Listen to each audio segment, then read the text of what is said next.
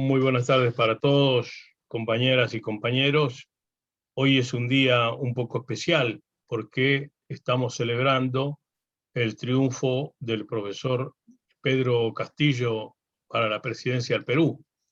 Y bueno, modestia aparte, hemos puesto también nuestro granito de arena en ese triunfo, ya que hace pocos días hicimos un Zoom con personalidades de la vida sindical, política, económica, empresarial, social, etcétera, con toda Latinoamérica, expresándole la solidaridad y el apoyo a esa batalla que había emprendido el profesor, que además, dicho sea de paso, es un trabajador de la educación como todos nosotros.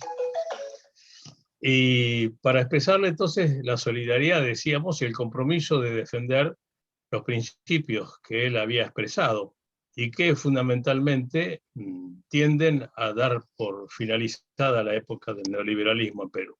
Por cierto, es una batalla, no es la guerra que se haya ganado, pero seguiremos apoyándole y ahora, hoy sí, celebraremos que haya ganado las elecciones.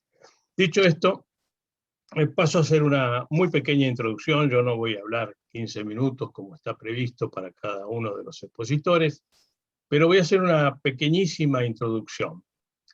Está un poco consabido en el mundo que estamos detrás de la construcción de un nuevo orden mundial, lo cual supone que hay un orden mundial que está agotado, que es el orden mundial que ha surgido de la Segunda Guerra Mundial, terminada en 1945.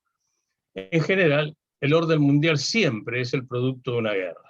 ¿Por qué? Porque simplemente unos ganan y otros pierden. Y los que ganan imponen las reglas de juego del futuro, las instituciones, las normas, etc. Y esto es lo que pasó en 1945. Pero claro, en 1945 los ganadores y perdedores de la guerra habían fundado las Naciones Unidas. Y habían, ¿saben cuántos países eran entonces en las Naciones Unidas? 52. Hoy hay más de casi 200. Hay casi 200. Quiere decir que el mundo ha cambiado mucho. Y no solamente ha cambiado porque los protagonistas de aquella guerra, algunos se debilitaron, otros se fortalecieron, sino que empezaron a ver que había otros protagonistas que crecían, como el caso de la China, por ejemplo, que en aquel entonces prácticamente no existía como república con un territorio integrado. Recién en 1948 empezó, después de lo que se llamó la Larga Marcha, empezó a ser la China un país, digamos, integrado territorialmente. Pero además, países que crecieron, se fortalecieron, otros se debilitaron. Es decir, hubo, si se quiere, muchísimos cambios. Y estos cambios afectaron a todas las instituciones que habían sido creadas al finalizar esa guerra. Y para colmo de males, o no sé cómo llamarle, además nos llegó una nueva guerra, que es lo que yo llamo la Tercera Guerra Mundial, que es la guerra del coronavirus. Una guerra muy peculiar, porque no es una guerra entre países, es una guerra entre la naturaleza y la humanidad en su conjunto. Y más que llamarse Tercera Guerra Mundial, debiera llamarse la Primera Guerra Global, porque a diferencia de las guerras anteriores, esta guerra abarca realmente todos los rincones del mundo y abarca a toda la humanidad, sin distinciones. Y nuestro enemigo parece ser la naturaleza. ¿Y por qué la naturaleza? Y porque la naturaleza reacciona contra la humanidad que la ha depredado, la ha querido someter a servilismo, desconociendo que en definitiva la humanidad es producto de la naturaleza, tal vez su mejor producto.